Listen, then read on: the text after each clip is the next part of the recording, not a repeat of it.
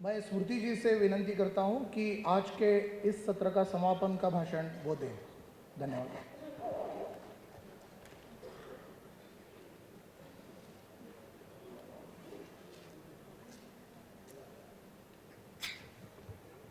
मंच पर विराजमान अद्वैता जी और अनिर्बान जी को आज सर्वप्रथम हम सब की ओर से उनके वक्तव्यों के लिए आभार व्यक्त करती हूँ कि उन्होंने, जैसे अंग्रेजी में कहते हैं, you set the tone for the dialogue and the debate that has ensued in this hall.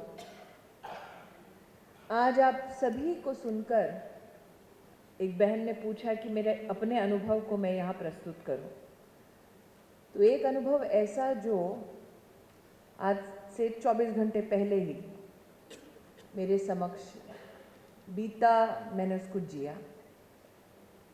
Jaipur जैसे शहर में एक कामकाजी महिला, उद्योगपति, अपने आप में आर्थिक रूप से बहुत ही सफल सक्षम, अपने बेटे की बारात को वो विदा कर रही थी।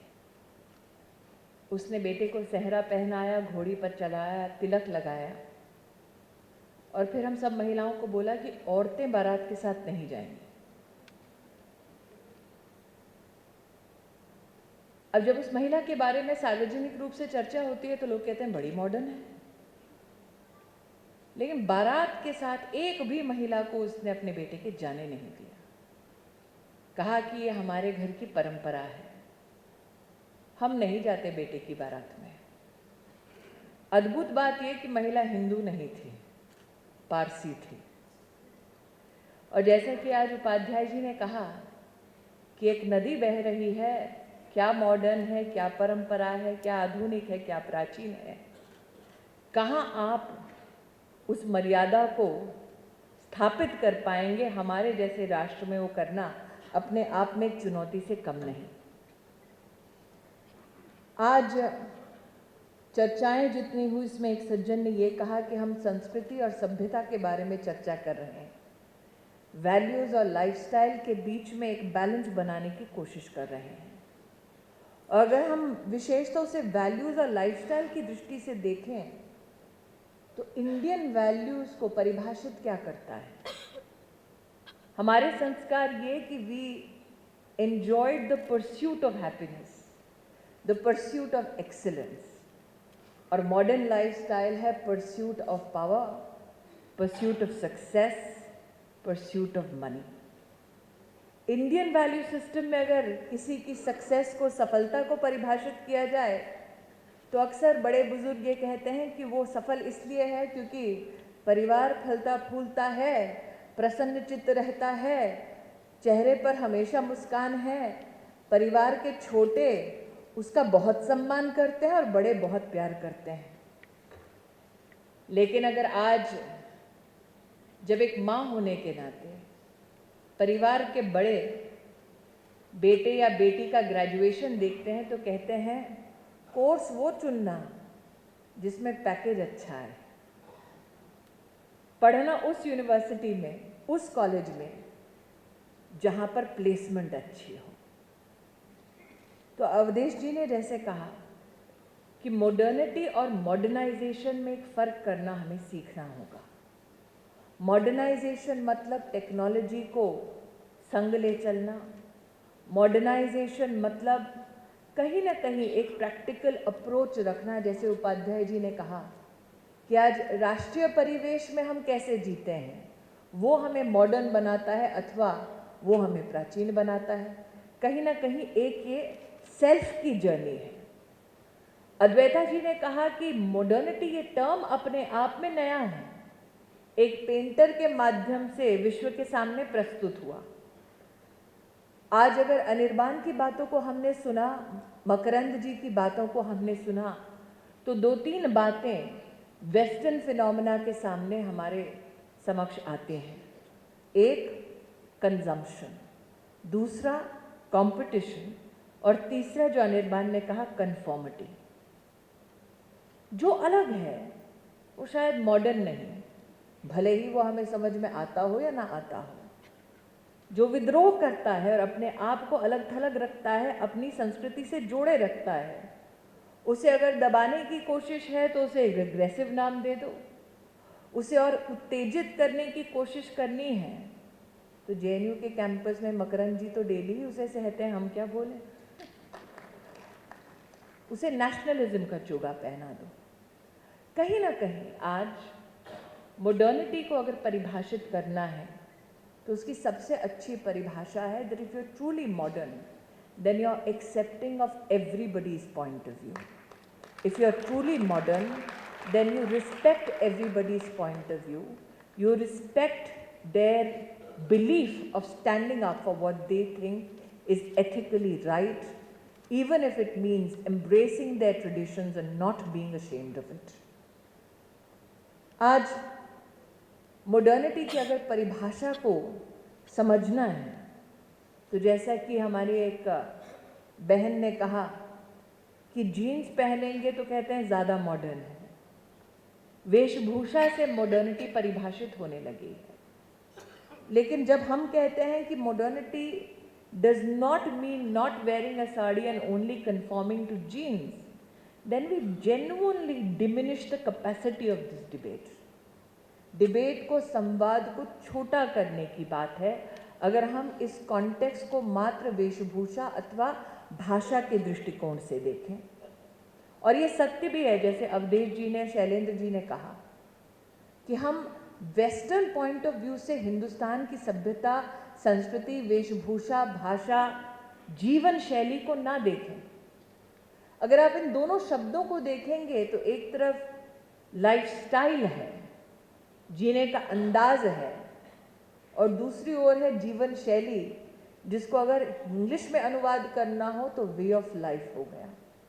और शायद यही फर्क है हिंदुस्तान में और पश्चिमी देशों में कि हम जीने का तरीका सिखाते हैं, आप स्टाइल देखते हैं।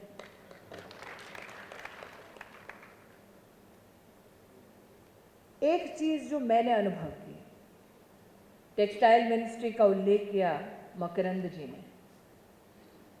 पहले 3 दिन में ही 3 नौजवानों के साथ मैंने बैठकर कहा कि हमारी देश की सबसे अच्छी विरासत है हमारे हैंडक्राफ्टेड प्रोडक्ट्स। आज अगर विश्व स्तर पर देखें तो हिंदुस्तान में हाथ से बनी चीज़ों का बहुत बड़ा मोल है, लेकिन हिंदुस्तान में एक कहावत ये भी है कि घर की मुर्गी दाल बराबर। इसलिए मैंने उन नौजवानों से पूछा कि अगर मुझे हैंडलूम को प्रचलित करना है तो क्या करना चाहिए। नौजवानों ने कहा, दीदी अगर बस हैंडलूम को हैशटैग का सहारा मिल जाए तो धूम मच जाए। सोचिए आप कि हमने सिर्फ कहा एक हैशटैग आई वेयर हैंडलूम। सच कहूं तो मुझे भी उम्मीद नहीं थी जिस प्रकार की सफलता हमने इस मूवमेंट को देखी। ट्विटर ने मुझे बताया कि विश्व में 2014 के हमारे चुनाव के अभियान के बाद सबसे बड़ा अभियान रहा। 1 out of every 5 global citizens actually supported the I wear handloom hashtag. And why? Because suddenly youngsters came out and said, mummy की एक साड़ी है, वो हैंडलूम है। ये हैशटैग के बाद मम्मी से संवाद में पता चला। पुरुषों ने कहा हैंडलूम का मतलब मात्र ये नहीं कि बहनें साड़ी और सलवार कमीज दिखाएंगी, हम भी अपने कुर्ते को दिखाकर, मकरंद जी तो जैकेट दिखा रहे हैं अपना, फोटो खींचेंगे और हैशटैग में सहभागी होंगे। इसका मतलब modernity, modernisation came hand in hand with tradition and made us proud of who we are as people, as a nation. And I think that is what is the best of times that India is having today. We are in that time in history where we as a country can take the best of the world अपने में समाहित करके, जिस नदी की प्रवाह की बात कर रहे थे उपाध्याय जी, उसी नदी में एक नाव में सवार होकर एकजुट बहुभाषी हिंदुस्तानी चल रहे हैं। लेकिन आज चिंता का विषय एक ही है। उपाध्याय जी से पहले जिस बहन ने बोला, उन्होंने समस्याओं का उल्लेख किया। आज हमारी समस्या ही यह है कि हर चीज हमारे लिए एक समस्या हो गई है। That is our problem. Hindustan में पहले बड़े बुजुर्ग के पास कोई भी चुनौती लेकर जाओ तो सर पे हाथ रखकर बोलते नहीं थे, ये प्रॉब्लम है, बड़ी गंभीर समस्या है। वो तुरंत संवाद करते थे और संवाद में हमारी जीवन शैली में कोई ना कोई जवाब निकल आता था। आज मॉडर्नाइजेशन की जब हम बात करते हैं तो कितना अद्भुत है ये संवाद जो लगभग 1.5 घंटे चला, लेकिन किसी एक सज्जन या किसी एक बहन का भी मोबाइल फ़ोन नहीं बजा। कितना अच्छा है ये संवाद कि मॉडर्नाइजेशन की हम बात करते हैं तो बड़े सब इस वक्त मुझे इस टीवी पर देख रहे हैं और छोटे अपने मोबाइल पर रिकॉर्ड कर रहे हैं। इसीलिए जैसे अवधेश जी ने कहा, कहीं ना कहीं we need to distinguish between modernity and modernisation, और आज के इस संवाद का मुझे लगता है यही सार है। हिंदुस्तान अपने ट्रेडिशंस को कभी नहीं भूलेगा। इस बात का मुझे एक माँ होने के नाते, एक हिंदुस्तानी होने के नाते पूरा कंफर्ट है, पूरा विश्वास है। क्योंकि कल जब मेरा भांजा घोड़ी चढ़ा और मेरी ननद ने कहा कि औरतें बारात के साथ नहीं जाएंगी, तो मैंने उसके संग खड़े होकर एक ही जोक किया। मैंने कहा अगर मीडिया ने इस पूरी गतिविधि को देखा तो कहेंगे ज़रूर कि स्मृति ने अपने पारसी खानदान को भी टोटल हिंदू बना दिया। तो मुझे लगता है what is modernity? Modernity is a belief in your tradition, belief in your way of life, belief in not only explaining it, debating it, engaging in a dialogue about it, but also leading by example for your own families, for your own society. आज आप सब लोकमंथन के इस मंच पर सहभागी हुए, उसके लिए मैं लोकमंथन की ऑर्गेनाइजिंग टीम की ओर से आप सबको अभिनंदन करती हूँ, आप सबको साधुवाद देती हूँ। जय हिंद।